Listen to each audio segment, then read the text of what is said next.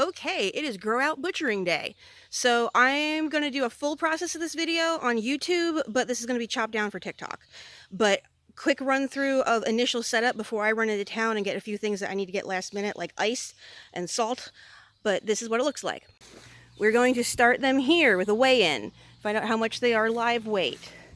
They then come over here. I use the broomstick method, and I'll do a walk through this, but it probably will not be posted on TikTok. It'll most likely be posted on my YouTube channel for a detailed walkthrough on how to properly dispatch them quickly, as quickly as possible, and causing the absolute least amount of discomfort, because we want our animals calm and unsuspecting.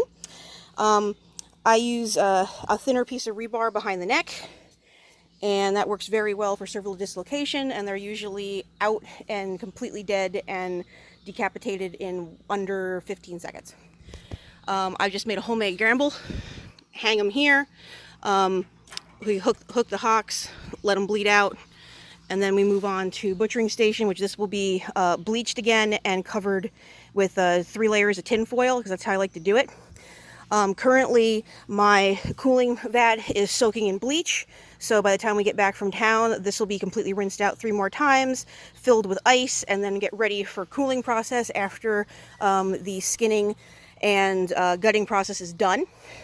I'm then going to be bringing the grill over here, and we're going to be boiling water, or at least keeping water warm, because I'm using shrink wrap bags this time. And these are cooler than shit. They even came with custom labels. So these are poultry shrink wrap bags. This is my favorite way of doing this. What we'll be doing then is, after they're cool, shake them off, get them somewhat dry, stick them in the poultry bags, get them all tied up good, dip them in the hot water. This shrinks it all the way down, which is really cool. And then that gives a nice tight freezer seal.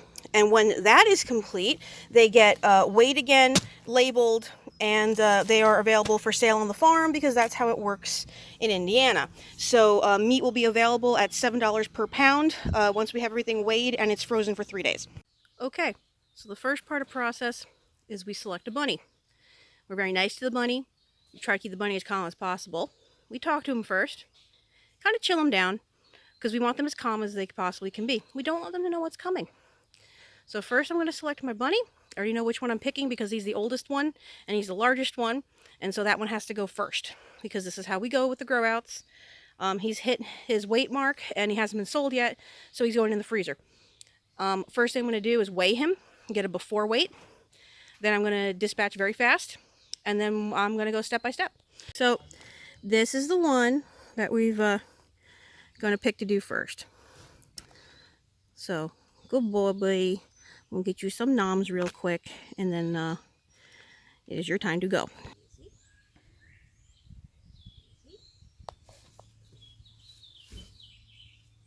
Ideally, you want it right here on the back. I may switch up the hopper poppers later.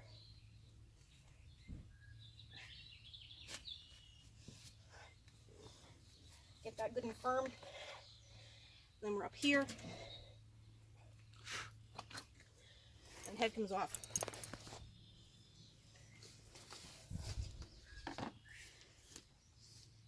That's going to bleed out. They are going to struggle for a bit. That's normal. What that is right there is just muscle. Going to twitch, and we'll relax.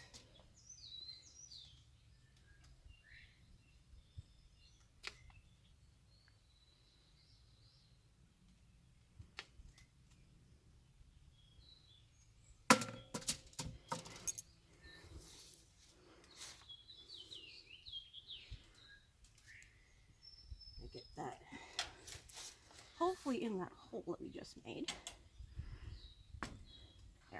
There we go.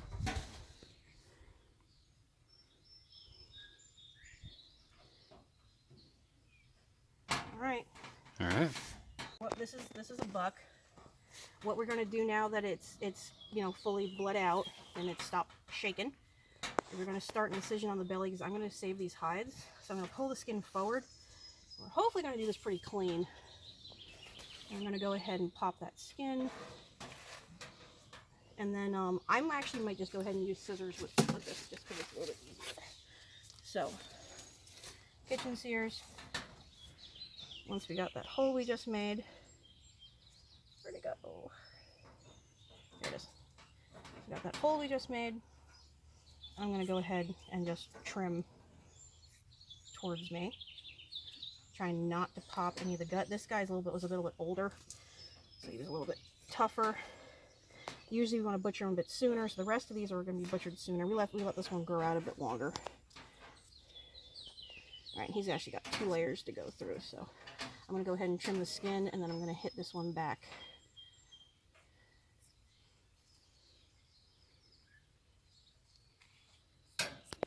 Like a Y incision at the legs, all the way up to here.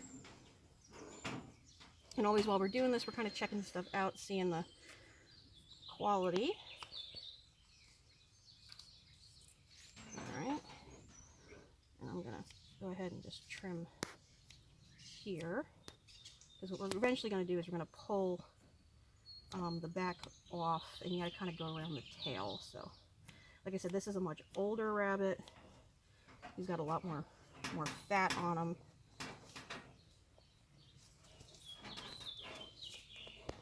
Focus. Okay. You can just go ahead and get all of this, and we'll go and we'll edit it later. No. I'm going to try not to pop into that chest cavity quite yet. Like I said, this was an older one, so he's got a bit more fat on him.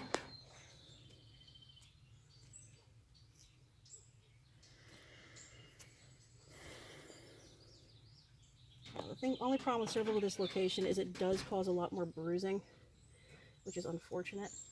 So I'm going to go around the top here and just get that skin from around the legs. When we're ready to pull, that's all going to be loose. Try not to cut in any meat. Try to release that skin, making short, shallow cuts to help kind of peel that back.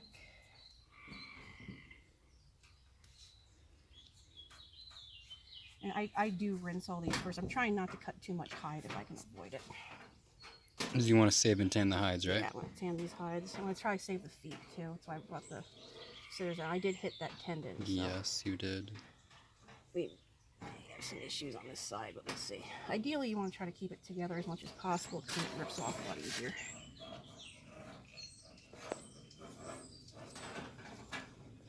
Most important thing is a sharp knife, not necessarily the type of knife, but a sharp knife. Yeah, we did cut through that tendon.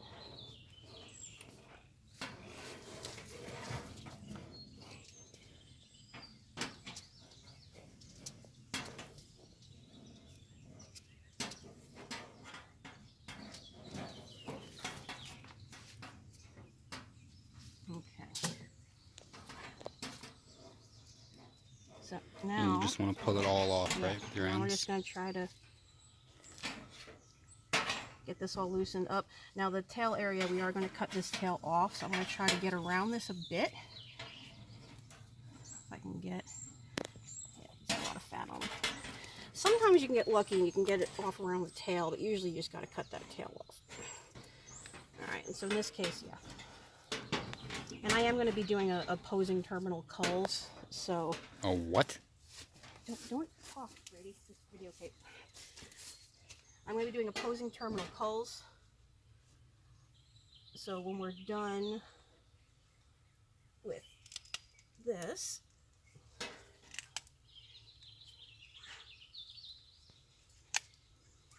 we go.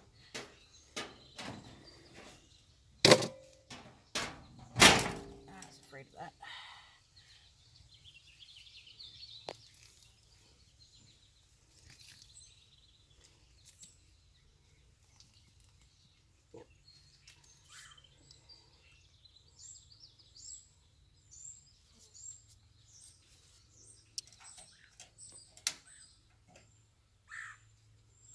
Yeah, this one's a big boy. So,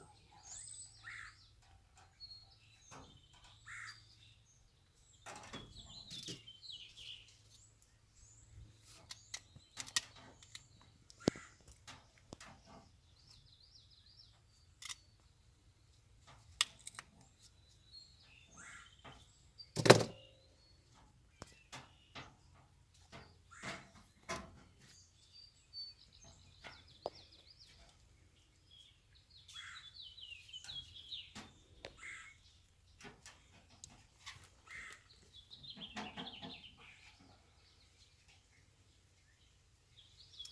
older they are, a little bit tougher it is to get the hides off. That's why, again, when we do the next one, it'll probably go a lot smoother.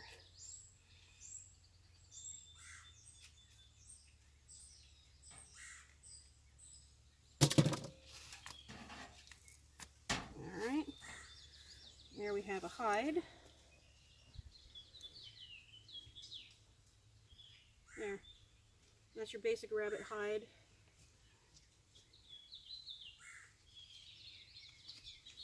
Just open this up real quick. There.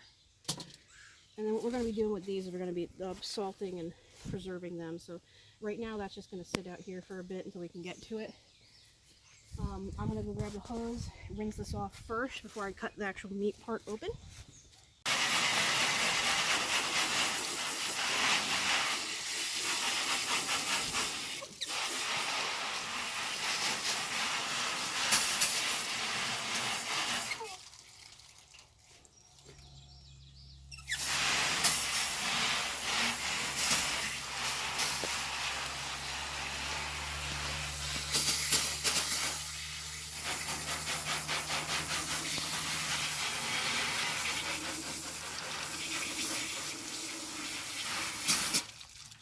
Alright, one of the other reasons that you're doing this is you want to keep the meat cool as long as possible.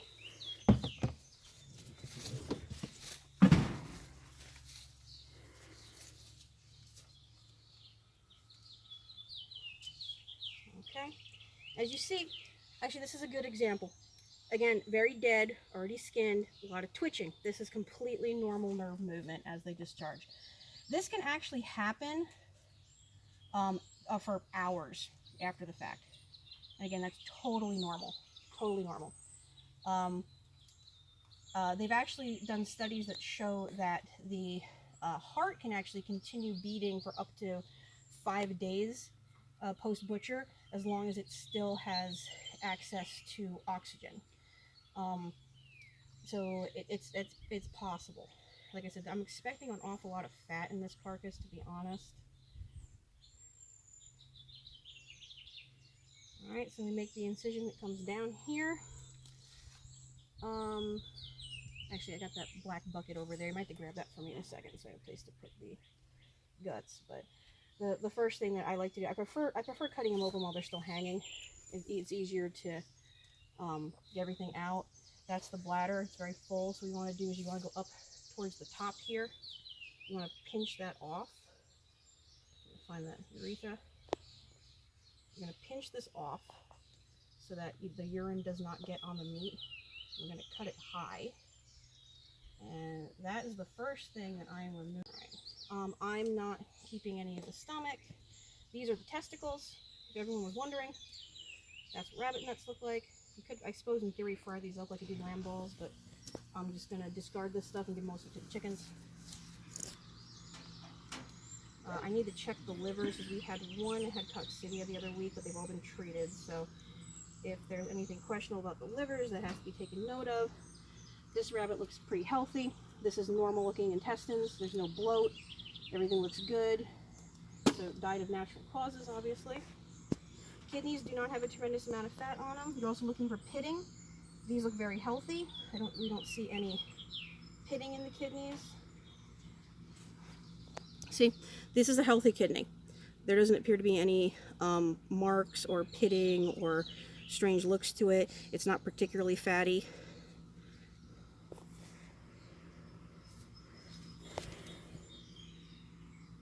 And again, these are, you can fry these up and eat them. Again, it looks, you don't see any, yeah, nothing looks unusual there. So kidneys look healthy.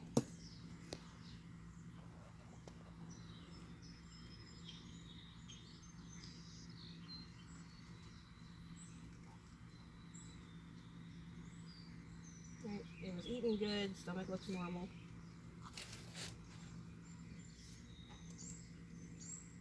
Liver actually looks pretty good too. Actually, not, wait, we got any spots here at all? Now, like I said, we had a few, okay, we do have a couple liver spots, so this liver is going to be no good, but that's not too bad. If you find any of these white spots, That is coccidia, so probably this entire group, we're not going to be doing livers.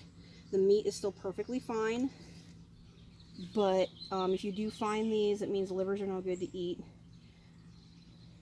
So yeah, so that's indication of not going to be eating that. I'm gonna when we're done with this guy, I'm gonna disinfect my knife again. Disinfecting my knife with bleach just because I'm gonna be doing that between each rabbit. We're now cutting open the diaphragm. That's what this is here.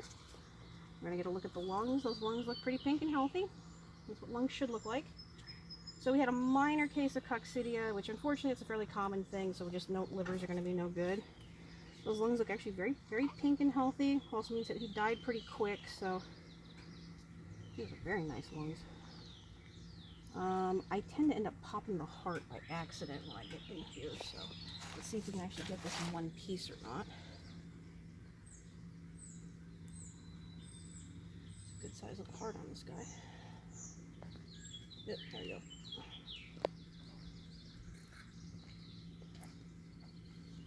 So there's the lungs. Again, I think those look like pretty good color. They don't look like cottage cheese or anything. They just look like healthy tissue. I just squished the heart. But that's heart and the trachea.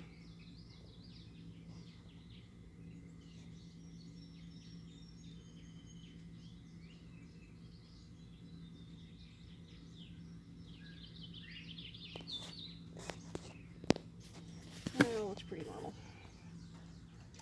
I'm going to go ahead and slice all the way down the rib cage, open this up all the way, and then I'm going to start. There we go. Then I'm going to go ahead and get anything that's left over out. I'm going to hose down the meat. I'm going to get up here between the legs. I usually break this and then we pull out whatever's left of the intestines. You see we have a little bit of here, so we're going to go up in here. There we go. Snap the pelvis.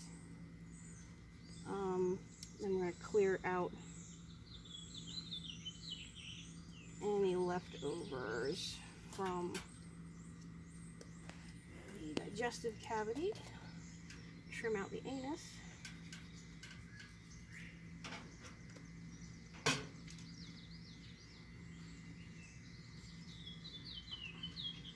And then I'm going to hose this down and we're going to do some final cleanup on the table.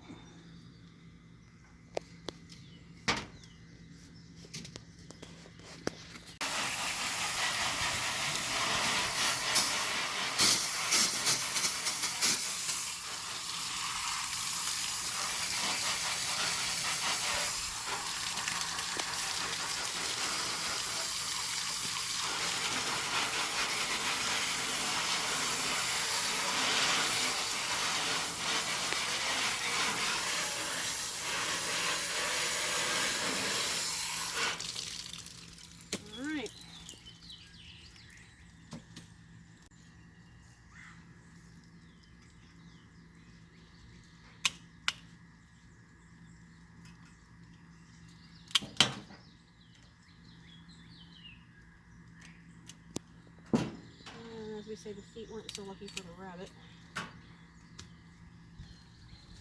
I'm going to try to get off any excess hair before I plop it down here.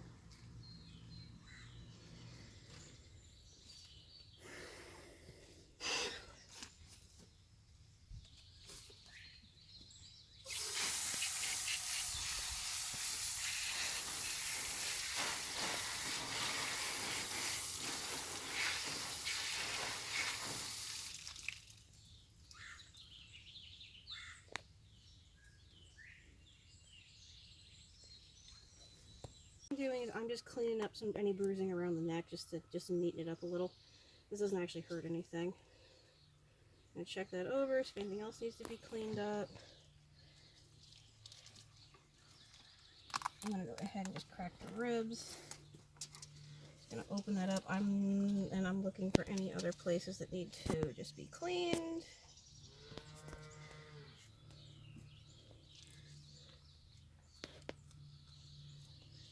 Just like neatening them up a little bit.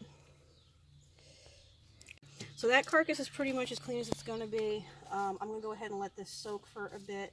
I'm going to rinse this probably one more time.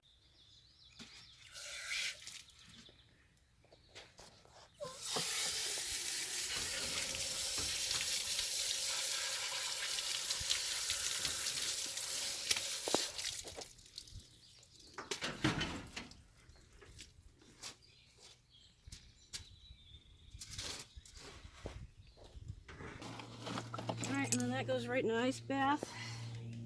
Add a little more water to this. And this is what the finished product looks like. Cleaned, cooled, bagged, heat sealed, weighed, labeled. And we're doing 5 today. I think we're going to let the rest grow out a little bit. Average weight on these was about 3 pounds. We had one that was like 2.5-ish, and one that was 4. That was that 6-pounder at the beginning. So he cut out to about 4, and most of the 5 pounds cut out to about 3 pounds. And because I don't like wasting stuff, here's the first 1, 2, 3, 4 hides that we've gotten done. I've already started putting salt on these to keep the flies off of them. And then these will be salted. I'm going to probably go back and clean these up a bit more. I just want to keep the flies off. But they'll be salted and dried, and then I will probably get these bagged after they've been dried for a bit and stick them in the freezer for processing later in a large batch.